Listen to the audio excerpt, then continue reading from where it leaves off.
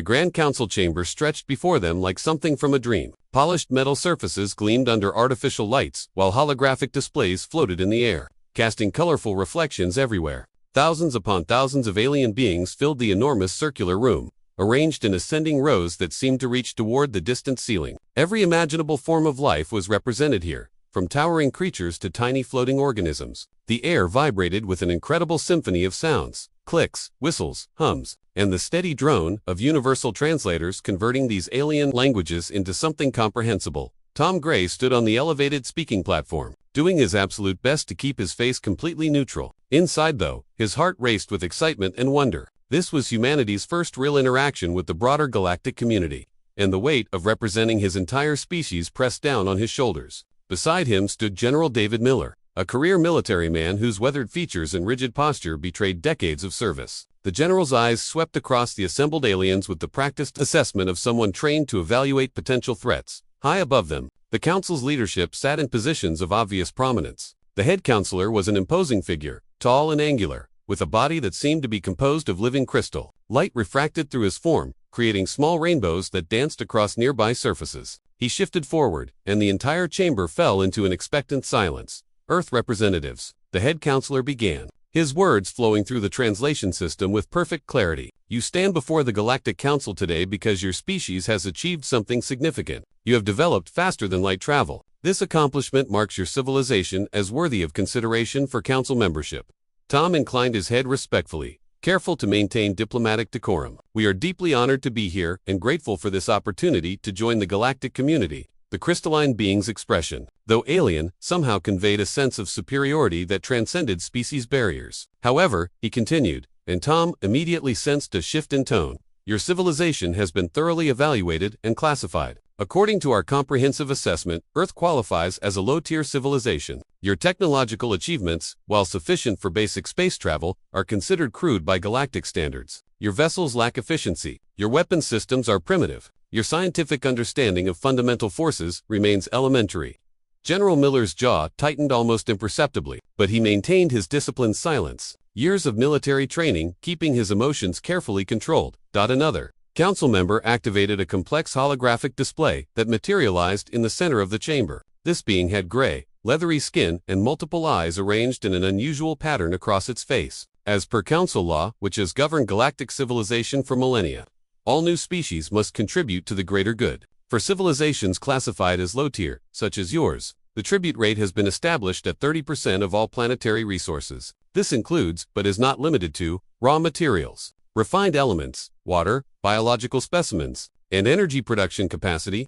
Tom felt his stomach tighten but kept his diplomatic expression firmly in place. That seems like quite a substantial demand. Could you provide us with more details about this tribute system and its implementation? The multi-eyed alien gestured, and the hologram shifted to show complex charts and flowing data streams. Additionally, Earth must share all technological developments, innovations, and scientific discoveries with the Council for immediate review, assessment, and potential improvement. This ensures that your species doesn't inadvertently harm itself or others through misuse of technologies you don't fully understand. A wave of murmuring swept through the massive chamber. Tom noticed that many species were looking down at the human representatives with expressions that, despite their alien features, seemed to convey pity or contempt. It was a humbling and somewhat infuriating experience. This seems like an enormous burden for our world, Tom said carefully, choosing each word with diplomatic precision. How long has this particular system been in effect? The crystalline head counselor's form seemed to shimmer with something that might have been pride. This tribute system has been the foundation of galactic civilization for 10,000 galactic cycles. Every single species you see in this chamber has paid their dues. Every civilization that has ever joined the Council has contributed to this great collective endeavor. It is the very foundation upon which our peaceful, prosperous galactic society has been built. Tom's eyes swept across the chamber again, but this time he was observing more carefully, looking beyond the surface spectacle. He noticed something intriguing. The smaller species, those that appeared physically weaker or less imposing, seemed to shrink in their seats whenever the tribute system was mentioned. In contrast, the larger, more physically powerful species sat with obvious confidence and pride. The social dynamics were becoming clearer. This wasn't just about technology, it was about power and intimidation. This is a decision of immense importance for our entire species, Tom said. We will need time to discuss these terms with our world's leaders and reach a consensus. The head counselor leaned back, the movement causing light to scatter through his crystalline body in new patterns. You have 10 Earth Standard days to reach your decision. We will expect your formal answer when you return. Choose wisely, for the consequences of refusal are severe. Tom and General Miller maintained their composed, diplomatic expressions as they departed the council chamber. They walked with measured steps through corridors filled with alien beings, past windows that looked out onto the vast structure of the council station suspended in space. Only when they finally reached their ship and sealed the airlock behind them did they allow their careful facades to drop. Did you notice the patterns? Miller asked immediately, his voice slow but intense. Tom nodded, his mind racing through everything they'd observed. The physical differences between species, the way they interact, the clear power hierarchy. They've built an entire civilization based on perceived strength and advancement. They think we're weak because we're new to the galactic stage. Miller moved to the ship's observation window, gazing out at the massive council station. Its size was staggering, larger than some of Earth's cities, a testament to the accumulated power of thousands of civilizations. They haven't bothered to study us properly. Not really. They ran some scans, evaluated our technology by their standards, and made their judgments. No one told them about Earth, Tom agreed, moving to stand beside the general. No one mentioned that humans climbed to the top of their food chain on what amounts to a death world, that our planet has been trying to kill us since we first evolved. A grim smile crossed Miller's weathered face. They don't understand that we evolved as persistence hunters, that our ancestors could chase prey across vast distances until the animals literally collapsed from exhaustion, that endurance and determination are written into our very DNA. Tom was already thinking several steps ahead, formulating a strategy. They classify our ships as primitive because they don't understand our design philosophy. They look at our vessels and see crude, inefficient machines. They don't realize that we built them to be sturdy, to take punishment and keep functioning.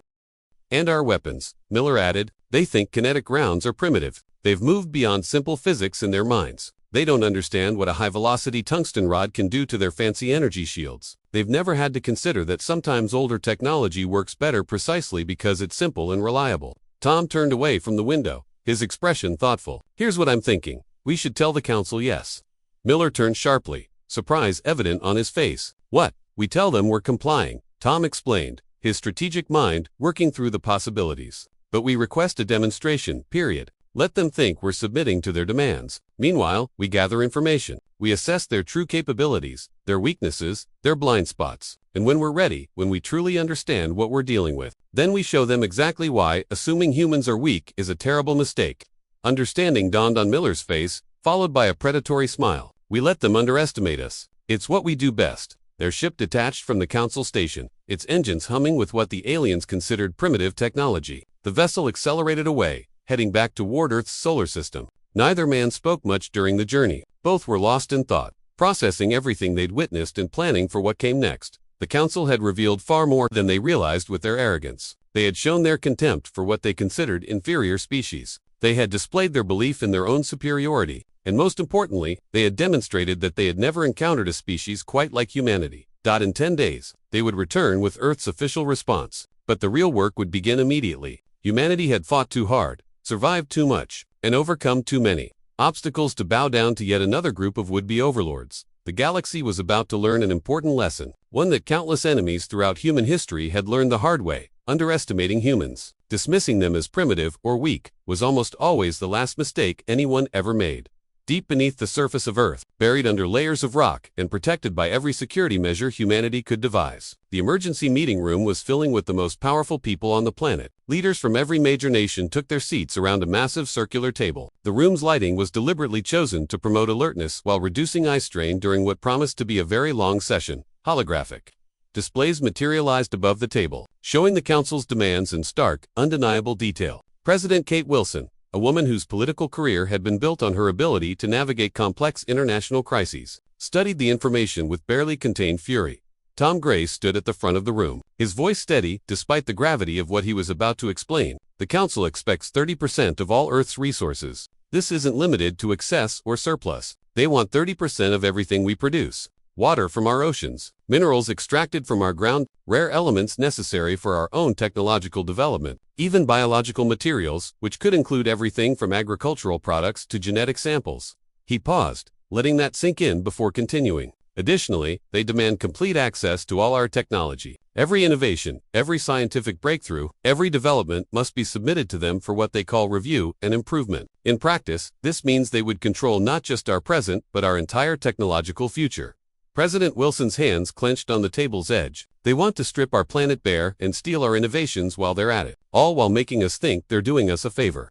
The room erupted in multilingual outrage. Russian, Mandarin, Arabic, Spanish, and a dozen other languages blended together in a chorus of anger and disbelief. Tom waited patiently for the initial emotional response to run its course, understanding that these leaders needed to express their fury before they could think strategically. When the noise finally subsided, Tom continued. However, during our visit to the council station, General Miller and I noticed something crucial. The council species are physically very different from humans in ways that could be significant. General Miller stepped forward, his military bearing commanding immediate attention. He activated a new set of holographic displays showing detailed biological scans. Our ship's sensors conducted comprehensive analysis of every species we encountered. Even their strongest, most physically imposing species have approximately 60% of human muscle density. This means that pound for pound, even our average citizens are significantly stronger than their elite warriors. A wave of surprised murmurs rippled around the table. Their endurance levels are even more remarkable, Miller continued. Most council races evolved on worlds with lower gravity and minimal predatory threats. They never developed the kind of sustained physical capabilities that humans take for granted. Where we can work or fight for hours, they tire in minutes. Director Jack Smith of the Global Defense Command leaned forward, his analytical mind already working through the tactical implications. What about their technology? Surely their advanced systems compensate for physical limitations. That's where it gets interesting, Miller replied, bringing up comparison charts. Superficially, yes, their technology appears far more advanced than ours. Their ships are faster. Their weapons produce more dramatic visual effects. Their computers process data more quickly. But here's what we discovered. They've never had to fight the way humans have. Tom took over the explanation. Their wars throughout recorded history have been brief and limited. Most conflicts lasted days or, at most, weeks. They never developed concepts like total war or sustained conflict. To them, war is about demonstrating superiority until the opponent submits. The idea of fighting for years, of enduring terrible losses and continuing anyway, it is completely foreign to them.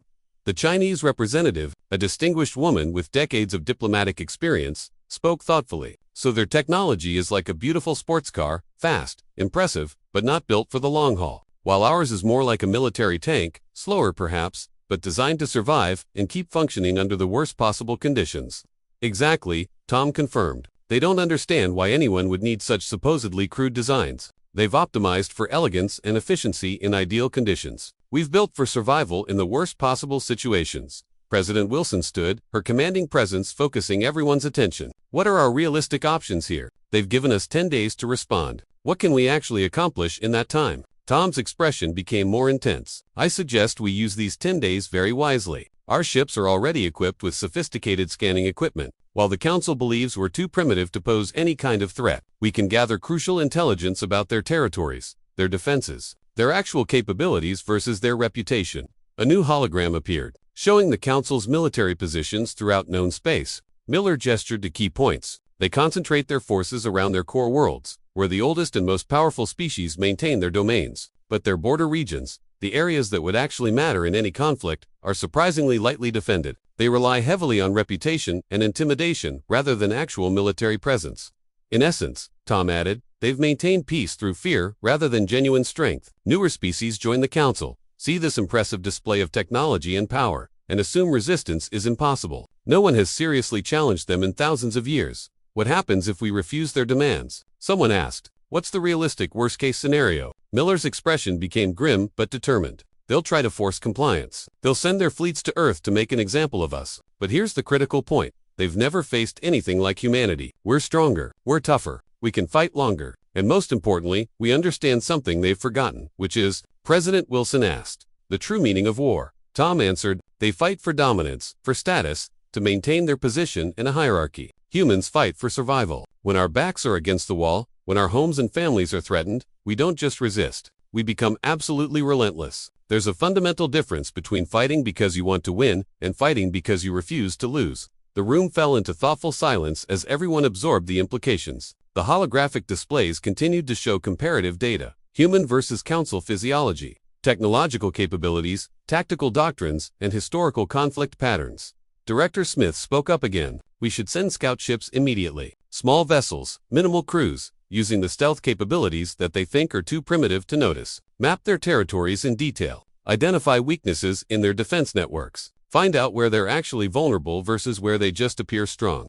Miller smiled slightly. Already done. We launched reconnaissance missions the moment we left the Council station. Our supposedly primitive stealth systems work perfectly because they're looking for their own kind of technology, not ours. They scan for exotic energy signatures and advance shielding. We're using basic heat sinks, electromagnetic baffling, and good old-fashioned distance. To their sophisticated sensors, we're invisible because we're beneath their notice. President Wilson looked around the table at each national leader in turn. We need to make a formal decision. This isn't something I can decide unilaterally. Do we submit to their demands, accepting permanent subjugation for ourselves and future generations? Or do we take a stand, knowing the risks but refusing to surrender our freedom? Tom stepped forward one more time. If we submit, we'll never be free. They'll drain our world slowly but surely, taking more and more as the years pass. Our children will grow up as subjects, not citizens. Our innovations will belong to others. And eventually, Earth will become just another conquered world that no one remembers was once independent. Miller's voice was hard as steel. But if we resist, if we show the galaxy what humanity is truly capable of, we could change the entire power structure. We could free not just ourselves but countless other species that have been trapped in this tribute system for millennia. The vote was called. One by one, each national leader registered their decision. The holographic display tracked the results in real time. When the final vote was counted, the result was unanimous. Earth would not submit. Humanity would stand firm. President Wilson's voice carried the weight of history as she gave her orders. Send word to every shipyard, every manufacturing facility, every research installation on Earth and in our orbital facilities. Full production of military hardware and defensive systems. Complete secrecy. The Council cannot know what we're preparing. When we give our answer to their demands, we need to be ready for whatever comes next. As the meeting concluded and leaders began filing out, Tom and Miller remained behind. They stood in the now quiet room, watching the holographic displays continue their endless flow of data and analysis. They think we'll just hand over our resources without a fight. Tom observed quietly. They believe their advanced technology and long history make them invincible. Miller nodded, his expression thoughtful. Let them think that. Every day they spend underestimating us is a day we use to prepare. When they finally realize what humanity is truly capable of, when they understand that they've threatened a species that clawed its way to dominance on a world that tried to kill it every single day, it'll be too late for them to adjust their strategy. Outside the secure facility, hidden from prying eyes and sophisticated sensors, Earth's industrial capacity was beginning to shift. Factories that had been producing civilian goods quietly retooled for military production. Shipyards expanded their operations, building vessels that looked crude by galactic standards but were designed with one purpose: survival and victory. Against supposedly superior opponents, the Council had made a crucial mistake, one that would reshape the entire galaxy. They had threatened a species whose entire evolutionary history was defined by overcoming impossible odds. They had dismissed as primitive a civilization that had turned survival into an art form, and now that species, that civilization, was preparing to show the galaxy exactly why threatening humanity was never, ever a good idea. In a facility so secret that most government officials didn't know it existed. Dr. Alan Reed studied streams of data with the focused intensity of someone who understood that lives depended on his analysis. The laboratory was a marvel of human ingenuity, filled with advanced computing systems, holographic displays, and experimental technology that pushed the boundaries of human scientific understanding. Data flowed across multiple screens simultaneously, showing detailed biological and technological information about every Council species humanity had encountered. Dr. Reed had spent the past several days doing nothing but analyzing this information, looking for patterns, weaknesses, and opportunities. Computer, show me the combat simulation again, he commanded. The artificial intelligence complied immediately, projecting a detailed three-dimensional scenario into the center of the lab. It showed human forces engaging with Council ships in various combat situations, running through thousands of possible variables and outcomes. Captain Lisa Brown entered the laboratory, her uniform still showing traces of the long journey she'd just completed. She carried a data drive containing fresh intelligence from the stealth missions. Alan, you need to see this immediately. Our scouts found something very interesting. The new information integrated seamlessly with the existing displays, adding depth and context to what they already knew. Lisa highlighted specific sections of the data. Look at their battle formations. Watch how they move, how they engage. Dr. Reed studied the patterns carefully. They fight like they're following a manual. Every movement is precise, practiced, almost choreographed. But there's no adaptation, no improvisation. They do what they've always done because it's always worked. Exactly, Lisa confirmed. They've never needed to think outside their established tactical doctrines. Their technological superiority usually guarantees victory within the first few minutes of any engagement. No one survives long enough to force them to adapt or develop new strategies. Alan nodded slowly, adding annotations to his analytical models. But we're different. Human military history is filled with examples of forces adapting mid-battle, changing tactics on the fly, using creativity and desperation to overcome superior opponents. It's not just something we can do. It's how we've always fought. The laboratory's main screen displayed a detailed side-by-side comparison. On one side, Council ships moved in elegant, complex patterns that demonstrated their technological sophistication. On the other side, human vessels appeared cruder but showed remarkable flexibility in their movements, constantly adjusting to changing conditions. Their shields are optimized specifically for energy weapons, Alan explained, pulling up technical specifications. They've designed their defensive systems to counter plasma bolts, particle beams, and various forms of directed energy. They barely register kinetic impacts because, in their minds, they've evolved beyond primitive projectile weapons. Lisa's smile was predatory, which means our railguns will tear right through their defenses, like they're not even there.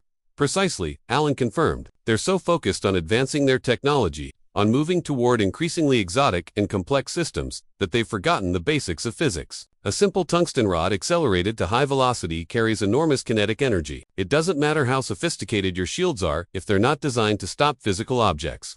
Lisa walked around the holographic display, studying the Council species' physical characteristics from multiple angles. What about ground combat? If it comes to boarding actions or planetary battles? Ellen pressed several controls, bringing up new layers of biological data. Even more interesting, their strongest warriors, their elite combat troops, can fight at peak performance for approximately 20 minutes. After that, their efficiency drops dramatically. They need rest, recovery time. The average human soldier, on the other hand, can maintain combat effectiveness for hours. Persistence hunting, Lisa murmured, recognizing the evolutionary pattern. We evolved to chase prey across vast distances until it literally collapsed from exhaustion. We're not sprinters. We're marathoners. Exactly right, Alan agreed enthusiastically. None of their species developed that way. They're all variations of sprint predators or prey animals that rely on quick bursts of speed. In any extended ground conflict, human forces would have an enormous advantage. They'd fight hard for 20 minutes, exhaust themselves, and still have to face humans who are just getting warmed up. The laboratory door opened again. Colonel Bill West entered, his expression grim but determined. Time's almost up. The Council expects our answer tomorrow. Everything needs to be ready. Then they're in for quite a surprise, Lisa said confidently. Bill nodded, moving to examine the tactical displays. Our stealth ships are in position. We've hidden vessels in asteroid fields, nebulae, and debris zones near every major Council military installation. The moment they make any aggressive move toward Earth, we'll know about it. Alan brought up one final simulation, the culmination of all his research and analysis. Look at this carefully. Their entire defense strategy relies on overwhelming force applied in the first few minutes of combat. They hit hard and fast with their advanced weapons, expecting their opponents to be destroyed or intimidated into surrender almost immediately. But they've never had to fight a prolonged war, Bill understood. No one has ever survived their initial assault long enough to make them fight beyond their comfort zone. We're different, Lisa said firmly. Very different. Alan nodded in agreement. Humans don't just survive adversity, we thrive on it. Every time we face a challenge that should destroy us, we come back stronger. It's written into our history, our culture, our very DNA. We're a species that turned survival into an art form. Lisa studied the tactical displays with a professional eye, noting the positions of Council forces and comparing them with Earth's hidden assets. They're faster. Their weapons are more advanced. Their ships can do things ours can only dream of. But they're like glass cannons. Impressive, powerful, but fragile. One good hit and they shatter. Bill added his own military perspective. While our ships are built to take a beating and keep fighting, we can lose engines, weapons, whole sections of our vessels, and still remain operational. That's not because we couldn't build something more elegant. It's because we learned long ago that survival matters more than aesthetics. Alan shut down most of the holographic displays, leaving only one active, a countdown timer showing the hours remaining until their deadline. The Council thinks they're dealing with primitive savages who will see their advanced technology and immediately bow down in submission. Instead, Lisa said, her voice carrying quiet confidence, they're about to face an enemy that has turned survival into its greatest strength, an enemy that doesn't know how to quit. Bill checked his communicator, receiving confirmation from various military commands around the globe and throughout Earth's solar system. The response fleet is ready. Every ship is in position, masked by our supposedly primitive stealth systems, and the Council has no idea any of this is happening. Alan smiled, though there was no humor in it, because they never bothered to look for technology less advanced than their own. Their sensors are calibrated to detect sophisticated systems. Our approach is so simple, so basic by their standards, that we're essentially invisible. As they prepared to leave the laboratory, the final display continued its relentless countdown. In less than 24 hours, humanity would deliver its answer to the Council's demands. It wouldn't be the answer the Council expected. They anticipated submission, or perhaps futile defiance. They would get neither. Assessment complete, Alan said as they exited. The pieces are in place. Now it's time for action. The Council, secure in their superiority and comfortable in their power, had no idea that they were about to learn the most expensive lesson in their civilization's 10,000-cycle history. They had threatened a species that had survived ice ages, plagues, world wars, and every conceivable natural disaster. They had demanded tribute from people whose entire history was defined by refusing to surrender in the face of impossible odds. The countdown continued. Tomorrow, the galaxy would change forever. The council chamber buzzed with anticipation that was almost tangible. News had spread throughout the galactic community that Earth would be delivering its response today, and many council members had arrived early to witness what they assumed would be humanity's inevitable submission. The atmosphere carried an air of satisfied expectation. Another primitive species would be brought into the fold. Another world would begin paying its tribute. Tom Gray took his place on the central platform, but this time he wasn't accompanied only by General Miller. They had brought a small delegation that included Dr. Alan Reed and Captain Lisa Brown. The addition of more humans seemed to surprise some council members. Though most appeared unconcerned, the head counselor's crystalline features caught the ambient light as he leaned forward with artificial patience. The appointed time has arrived. What is Earth's response to our reasonable demands? Tom stepped forward, his voice carrying clearly through the translation systems to every corner of the massive chamber. Honorable council members, we have carefully considered your request for tribute. We have consulted with our world's leaders. We have examined your demands from every possible angle. He paused, letting the tension build naturally. The chamber fell silent, thousands of alien beings waiting for the expected capitulation. Our answer is no. The chamber erupted immediately. Shocked murmurs turned into loud discussions. Some council members actually laughed, thinking this must be some primitive misunderstanding of how negotiations worked. Others looked genuinely surprised that any species would dare refuse. The head counselor's crystalline form seemed to darken slightly. Perhaps you don't understand the consequences of refusal. No species has ever. We understand perfectly, Tom interrupted, his voice cutting through the chaos. You demand tribute because you believe we are weak. You think our technology is primitive. You consider our species inferior to your own. His voice hardened, taking on an edge that silenced much of the noise. You are wrong. General Miller stepped forward, activating a holographic display that materialized throughout the chamber. These readings come from our supposedly primitive sensors. Over the past 10 days, we've mapped every major military installation in council space. We've identified your defense networks, analyzed your patrol patterns, and located numerous weaknesses in your security. The laughter died completely. The head counselor straightened in his seat. This is impossible. Our stealth technology, our security measures, only work against advanced scanning systems, Dr. Reed explained calmly. You never considered that someone might use simpler methods. Basic radar signatures, infrared detection, gravitational distortion, analysis. You've been looking for sophisticated threats while we used elementary physics. A large, warrior-like being stood up abruptly. His species clearly evolved for combat. His translator conveyed barely controlled aggression. You dare threaten the council. Our combined fleets will reduce your primitive world to ash. Captain Lisa Brown smiled, and it wasn't a friendly expression. Those fleets need to reach us first, and they need to survive long enough to make a difference. New holograms appeared throughout the chamber, showing council fleet formations and military positions. Red indicators began appearing among them, dozens, then hundreds of them, representing Earth vessels that had been hiding undetected for days.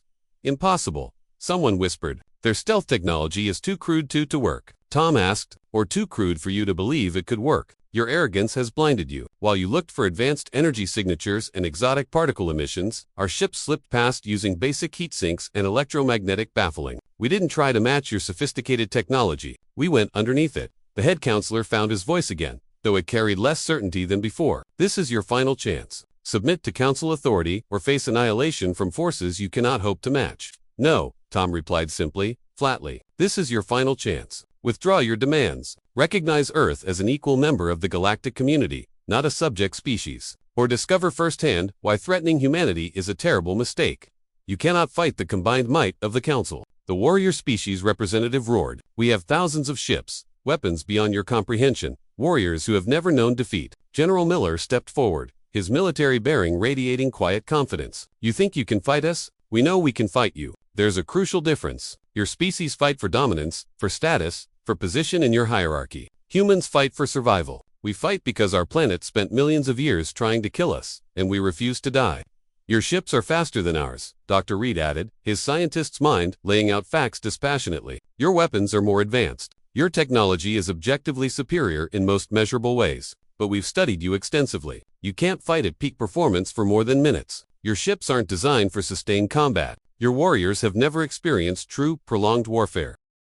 Humans can fight for hours, Lisa continued, days if necessary. We built our ships to survive damage that would destroy yours. We designed our weapons to keep working, even when everything else fails. Because that's what you do when you evolve on a death world. You learn that pretty doesn't matter. Only survival matters.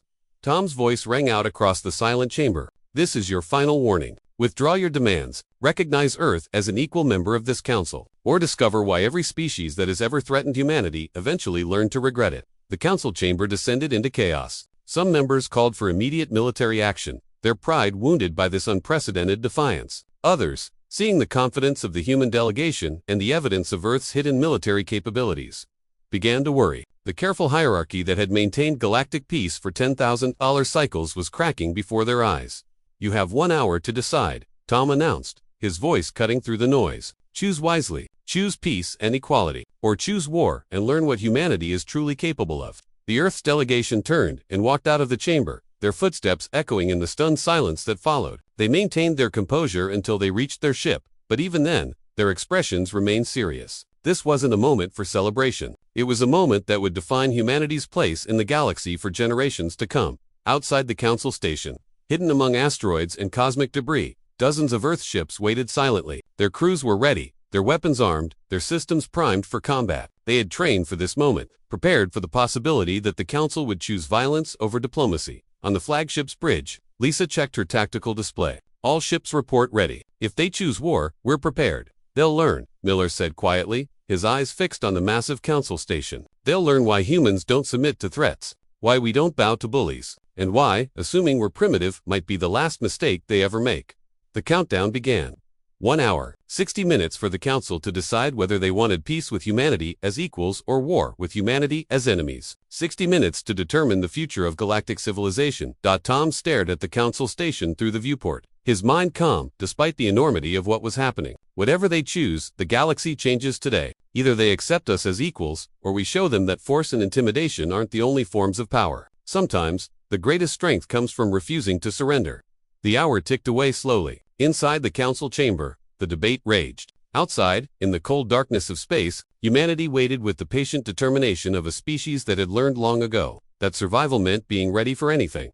The Council's response came not in words but in action. Massive fleets began dropping out of faster-than-light travel near Earth's solar system. Their ships gleamed with advanced technology, arranged in perfect geometric formations that had intimidated countless species over thousands of years. The display was meant to be overwhelming, to make humanity's resistance seem futile and foolish. Admiral Mike Stone watched from the bridge of the Earth Defense Force flagship Resilience. His weathered face showed no emotion as he studied the tactical displays, noting ship positions, formation patterns, and probable attack vectors. Years of military experience had taught him to remain calm in crisis situations, and this was possibly the biggest crisis in human history.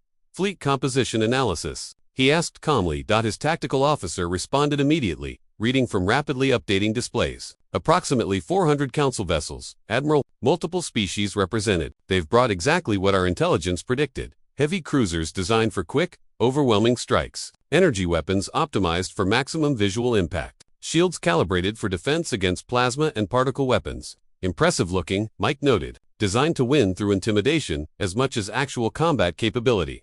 All Earth ships report ready, his communications officer announced. Stealth units are in position and undetected. The Council fleet's communication channel activated, and the alien commander's voice came through, the translator making it sound artificially smooth and confident. This is your final opportunity for submission. Our fleet will now demonstrate the price of defying the Council. Surrender immediately, and your world will be spared complete destruction. Admiral Stone allowed himself a slight smile. Launched the first phase. Throughout the solar system, hidden human ships activated their engines. They didn't use sophisticated antimatter drives or exotic energy sources that the Council would have easily detected. Instead, they used nuclear pulse propulsion crude by galactic standards but incredibly powerful and reliable. The technology was essentially the same physics that had powered humanity's first nuclear weapons, now refined and directed for spaceflight. The Council fleet's carefully maintained formation began to break apart as human ships appeared where their sensors insisted nothing could possibly be. The sophisticated Council scanning systems, calibrated to detect advanced energy signatures, had completely failed to notice Earth's vessels using simpler technology. First volley. Fire. Mike ordered. Railguns fired from multiple directions, launching tungsten projectiles at devastating velocity. The physics were simple. Mass times velocity equals momentum, and these projectiles had enormous amounts of both. The Council's energy shields, designed to stop plasma weapons and laser fire, barely registered the incoming kinetic threats until it was far too late. Several Council ships shattered under the impact. Their elegant, streamlined designs had never been built to withstand such brutal physical force. Hull plating crumpled like aluminum foil. Internal compartments decompressed explosively. Ships that had seemed invincible moments before became expanding clouds of debris and frozen atmosphere. Impossible. The Council commander's voice had lost all its artificial smoothness, replaced by genuine shock and fear. Your weapons are primitive. This shouldn't be happening. Admiral Stone activated his communication channel, his voice perfectly calm. Primitive doesn't mean ineffective, Commander. Sometimes the simplest solutions work best. Second phase, begin. Earth's main battle fleet moved forward, emerging from their hiding positions throughout the solar system. Compared to the Council vessels, they looked blocky and inelegant, purely functional designs, with no aesthetic considerations whatsoever. But they had been built with one purpose: to take punishment and keep fighting. The Council fleet responded with a dazzling display of energy weapons. The darkness of space lit up with brilliant colors as plasma bolts, particle beams, and exotic energy discharges crisscrossed the battlefield. Some found their marks, scorching Earth ship armor with incredible heat. Sections of human vessels glowed red hot, and some outer plating burned away completely. But the ships didn't break. They didn't retreat. They didn't stop advancing. Damage reports coming in, the tactical officer announced. Multiple ships showing armor damage, some systems compromised, but all vessels remain operational. No critical hits. Mike nodded. This was exactly what human ships had been designed for, to survive in environments that would destroy more sophisticated vessels. Redundant systems kicked in automatically wherever primary systems failed. Damage control teams were already working to repair what could be fixed and seal off what couldn't. Third hour of combat, the tactical officer reported later. Council ships showing significant power strain, their energy output is dropping. This was the fundamental weakness that Dr. Reed's analysis had identified. The Council ships weren't designed for extended battles. Their powerful weapons drained enormous amounts of energy. Their crews weren't physically conditioned for prolonged combat stress. They had built everything around the assumption that wars would be decided in minutes, not hours. Human forces, in contrast, had been preparing for exactly this kind of grinding, sustained conflict. Every system had been designed with endurance in mind. Crews rotated through rest periods, maintaining combat effectiveness through shifts. Weapons that used simpler technology could be fired again and again without overwhelming the ship's power systems. They're breaking formation, someone reported with barely concealed excitement. Multiple ships attempting to withdraw. The perfect geometric patterns that had seemed so intimidating were falling apart. Ships that had been positioned for maximum visual impact were now scrambling to avoid Earth's relentless advance. The Council fleet was discovering what countless human enemies had learned throughout history, that determination and endurance could overcome superior technology. Don't let them escape, Mike ordered firmly. Every ship that leaves here takes a lesson back to the Council. Show them what happens when you threaten Earth. The battle continued for 6 more brutal hours. Council ships, designed for quick, decisive victories, found themselves trapped in a nightmare of sustained combat against an enemy that simply refused to quit. Their beautiful, sophisticated vessels began running out of power. Their crews, physically exhausted beyond anything in their evolutionary experience, made mistakes. Their weapons, optimized for maximum effect, overheated and failed. Earth's ships, scarred and damaged but still operational, pressed forward relentlessly. Enemy flagship is signaling, the communications officer announced. They want to surrender, Admiral. Mike activated the communication channel. This is Admiral Stone of the Earth Defense Force.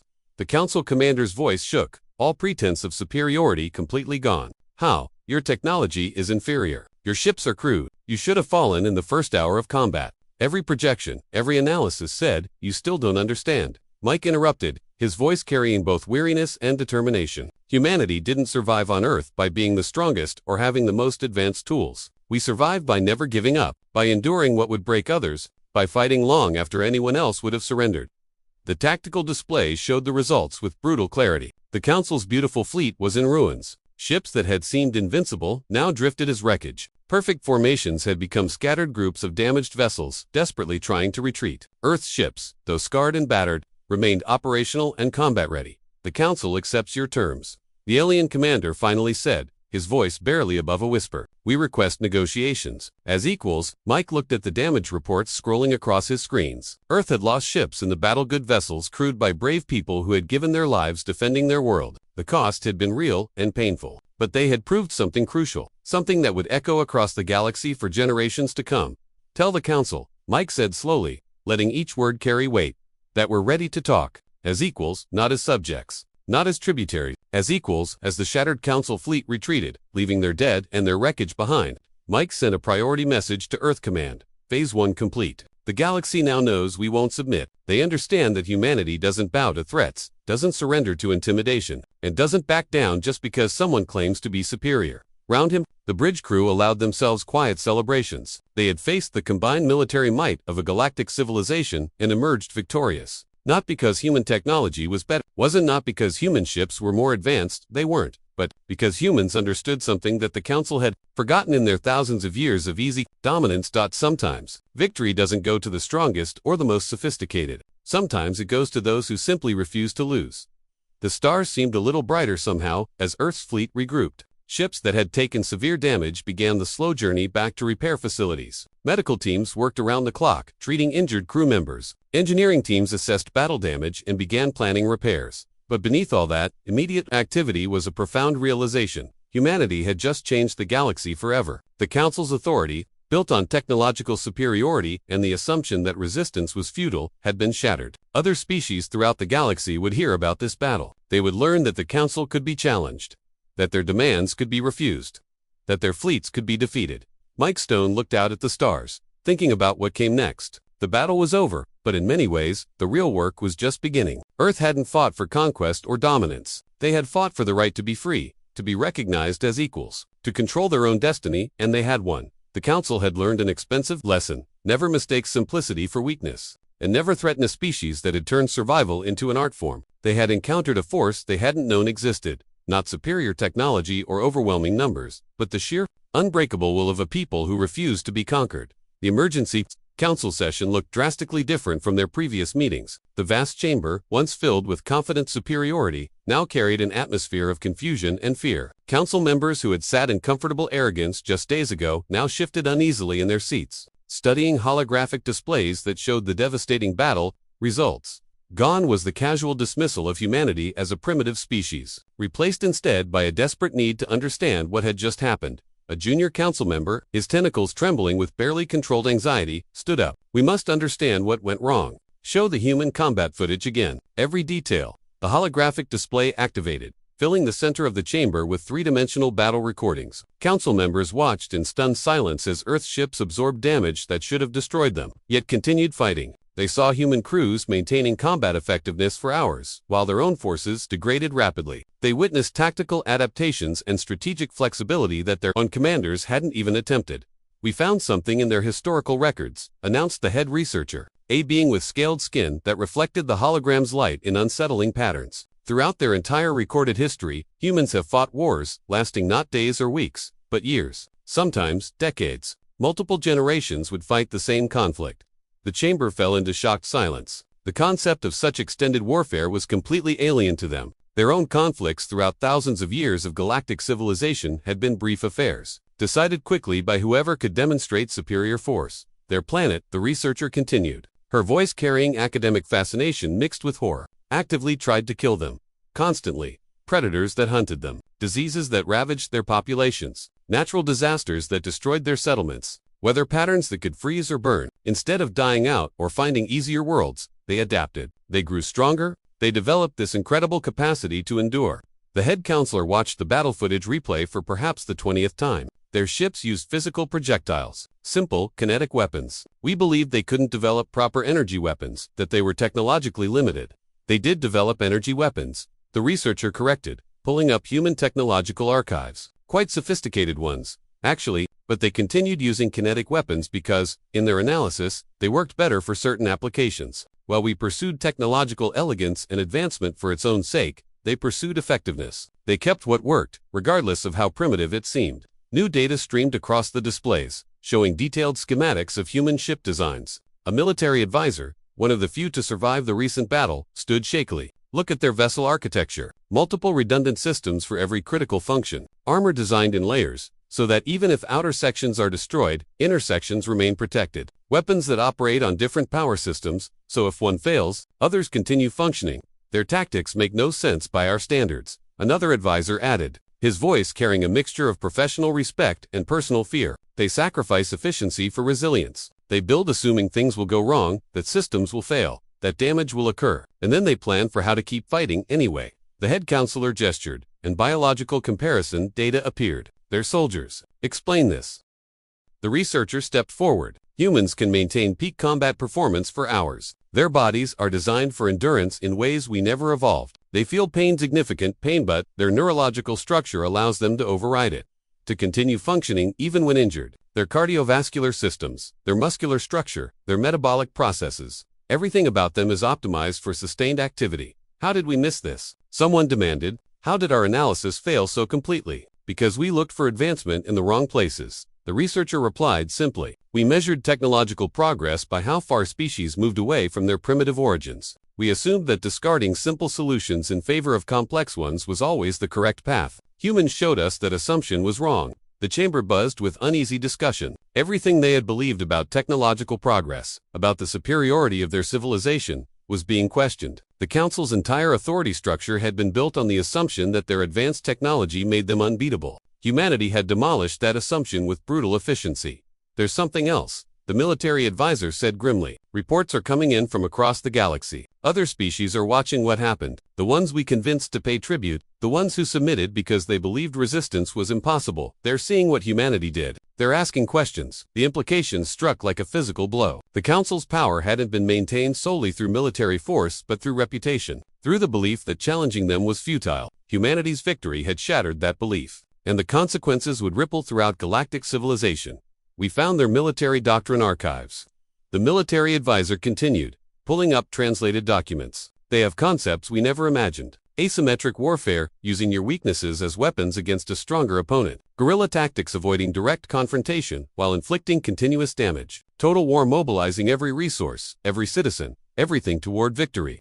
He paused, and his next words came with obvious difficulty. They don't just fight to win battles. They fight to survive, and they've developed thousands of years of philosophy, strategy, and tactics around that fundamental difference. More footage played. Human ships using asteroids as improvised weapons, employing basic gravitational physics to achieve tactical advantages, turning their supposed technological limitations into strategic benefits. Every action demonstrated practical thinking over theoretical elegance.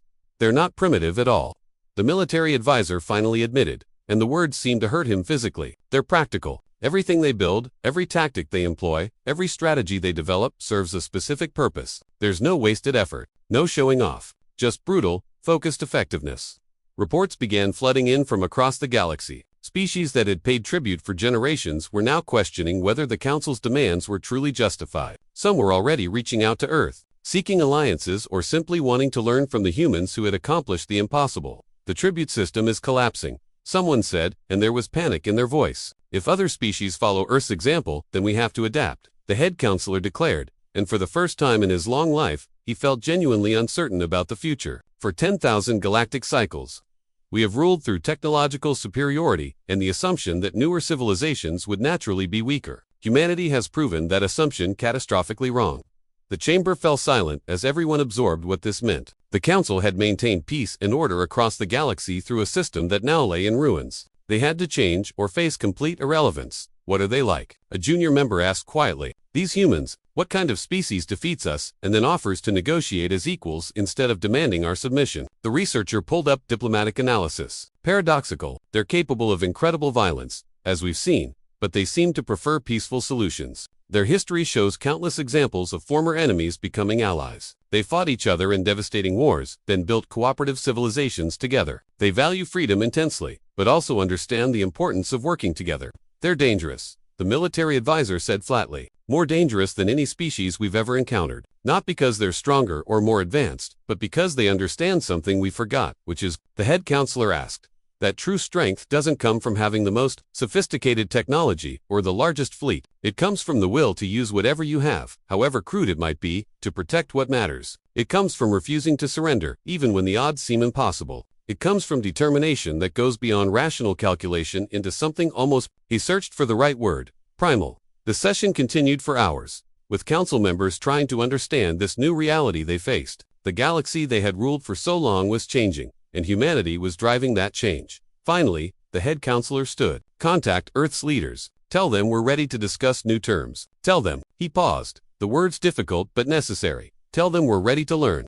As the session ended, the researcher remained behind, studying the battle data one more time. She couldn't help but feel a strange mixture of emotions. Fear. Certainly humanity had demonstrated capabilities that terrified her, but also something like admiration. The council had built a civilization based on technological advancement and cultural sophistication. They had created beauty, art, philosophy, and science that spanned thousands of years and countless worlds. But somewhere along the way, they had forgotten something fundamental.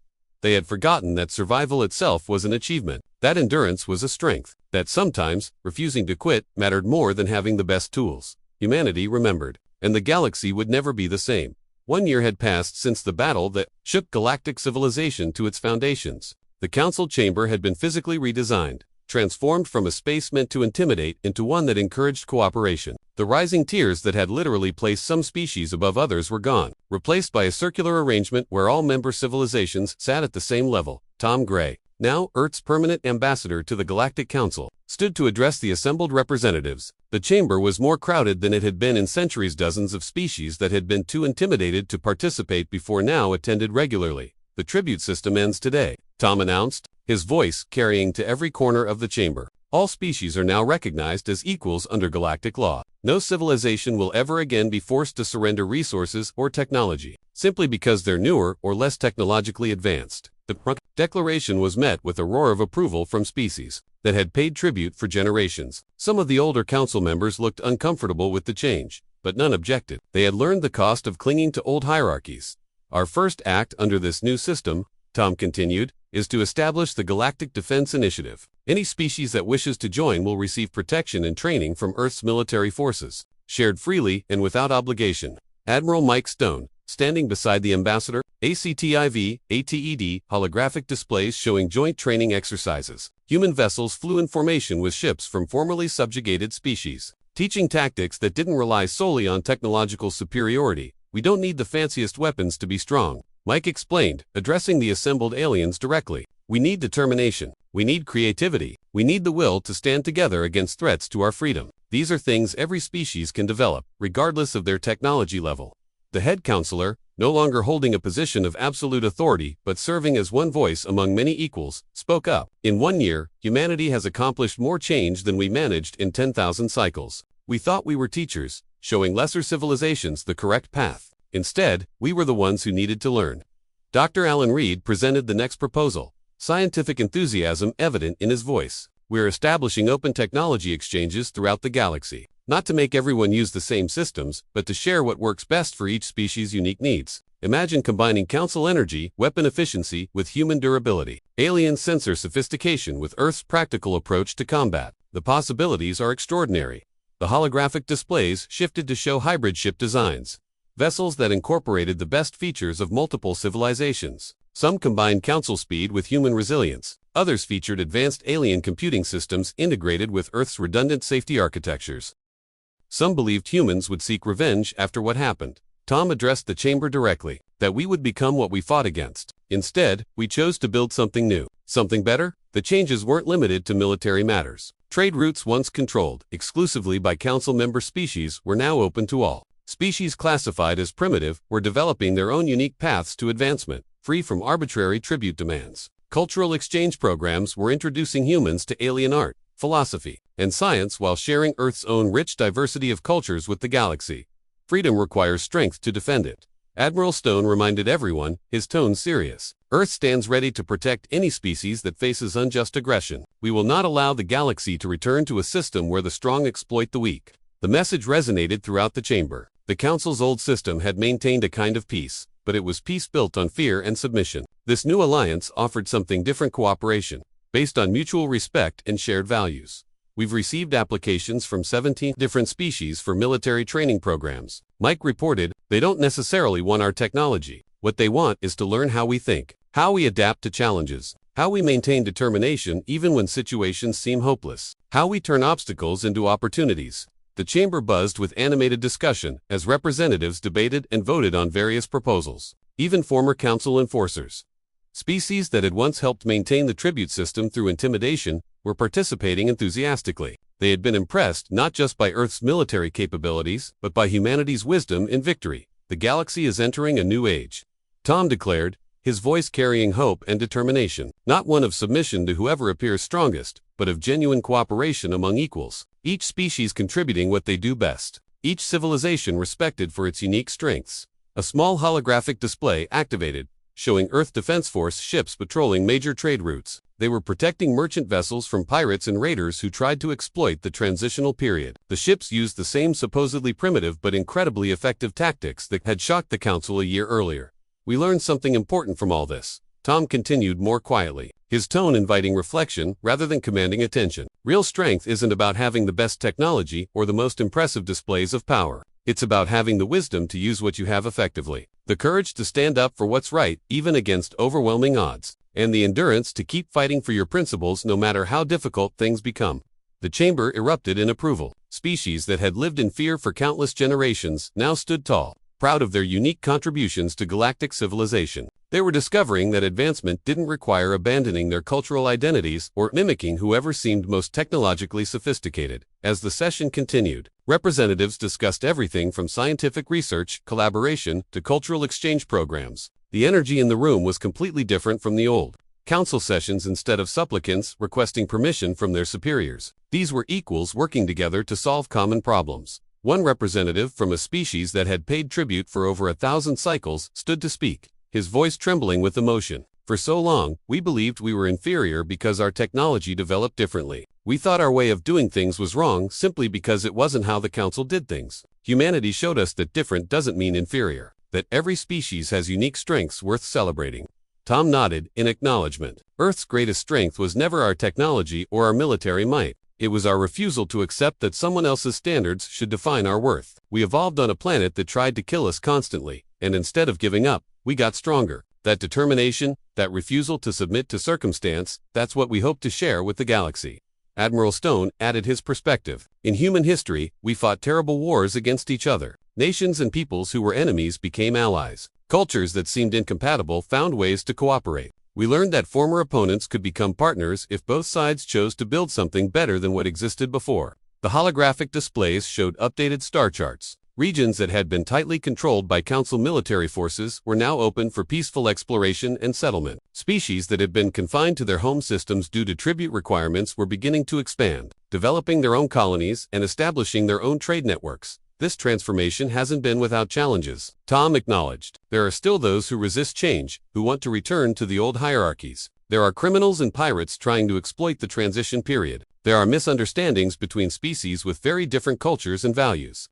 But every challenge is an opportunity, Dr. Reed interjected enthusiastically. Every problem we solve together makes the alliance stronger. Every species that joins brings new perspectives, new solutions, new possibilities we never imagined. The session eventually concluded with unanimous approval of a new galactic charter, one that enshrined the principles of freedom, equality, and mutual respect. Representatives from hundreds of species affixed their marks to the historic document. As delegates filed out, many stopped to speak with the human representatives. They shared stories of how their own worlds were changing, how their people were discovering pride in their unique cultural identities, how they were finally free to develop according to their own values rather than conforming to someone else's standards.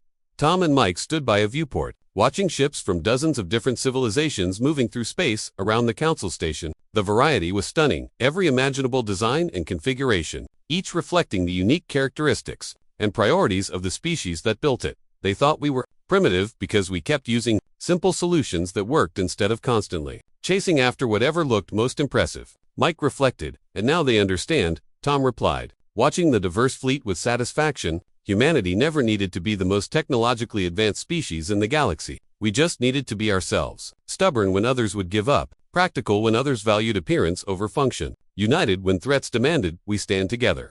The transformation wasn't complete. Changing a galactic civilization that had operated the same way for 10,000 cycles would take time. There would be setbacks and challenges. Some species would struggle with the transition. Some individuals would resist change. But the foundation had been laid. The galaxy had learned that strength came in many forms, that technological advancement wasn't the only measure of a civilization's worth, and that cooperation among equals produced better results than hierarchies based on intimidation. Admiral Stone checked incoming reports on his datapad. Security patrols report all major trade routes clear. Joint defense exercises with our new allies are exceeding expectations. Scientific collaboration programs are already producing interesting results. The Galactic Defense Initiative has more applications than we can currently process. Tom smiled. A year ago, the Council demanded we surrender 30% of Earth's resources and submit all our technology for their review. They expected us to bow down and accept permanent subjugation. Instead, Mike finished. We showed them what humanity has always done when someone tries to take our freedom. We stood our ground. We fought when we had to. And then we built something better than what existed before. The stars seemed brighter somehow, as if reflecting the hope and potential of this new galactic age. Hundreds of species were discovering freedom for the first time. Thousands of worlds were developing according to their own values and priorities. Countless individuals were realizing that their unique perspectives and capabilities had value. The Council had once ordered humanity to pay tribute, expecting submission from a species they dismissed as primitive. Instead, they received a lesson they would never forget, a lesson about the true nature of strength, about the power of determination, about what happens when you threaten people who have spent their entire evolutionary history refusing to surrender to impossible odds. The galaxy was better for that lesson, and it was only the beginning of what humanity and its new allies would accomplish together. Far across the galaxy, on worlds that had lived under Council dominance for millennia, people looked up at the stars with new hope. They had seen what was possible when someone refused to accept that strength could only be measured in one way. They had witnessed a supposedly primitive species defeat the galaxy's most powerful military force, not through superior technology, but through determination and tactical brilliance. And they began to wonder, what could they accomplish if they stopped measuring themselves by someone else's standards? What unique strengths did their own civilizations possess? What could they contribute to this new galactic community that valued diversity over conformity? The answers to those questions would unfold over generations. But the foundation had been laid on the day humanity stood before the Galactic Council and spoke a single, simple word that changed everything: that refusal to submit. That insistence on being treated as equals rather than subjects had sparked a revolution, not of violence but of consciousness. Species throughout the galaxy were awakening to possibilities they had never dared imagine. And at the center of it all stood humanity, a species from a deadly world that had taught them survival was more important than sophistication, that endurance mattered more than elegance, and that sometimes the greatest strength came from simply refusing to give up. The Galactic Council had demanded tribute and expected submission. They had received neither. Instead, they had been given an opportunity to build something better than what they had before. And reluctantly at first, but with growing enthusiasm, they had taken it. The galaxy would never be the same again, and that was exactly as it should be.